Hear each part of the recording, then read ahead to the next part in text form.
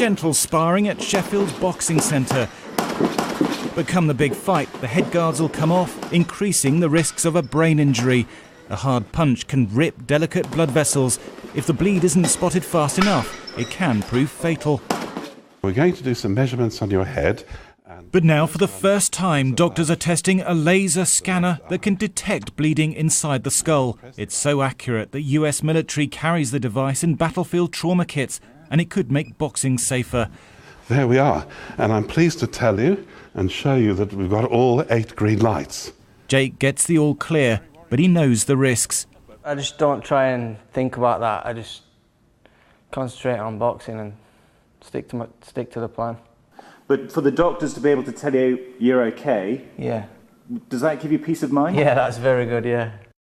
Mike Towell's death has once again put boxing safety under the spotlight. The scanner was used by the Russian boxing team at the Rio Olympics, and Sky News understands the British Boxing Board of Control is assessing the device with a view to introducing it ringside. Time is of the essence. People can have an insult to the brain, but it is the time delay and the longer the bleeding goes on that is where the damage can really be done. So the quicker we can get them to a neurosurgical unit, the better.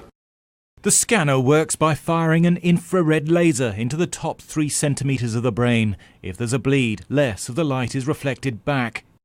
At the moment, a doctor would assess a boxer's health by shining a light in their eyes just to check their pupils contract and then ask them a series of questions just to be sure they can comprehend them. This is the appliance of science, looking inside the head for the first time. 8 green lights, and they're good to go.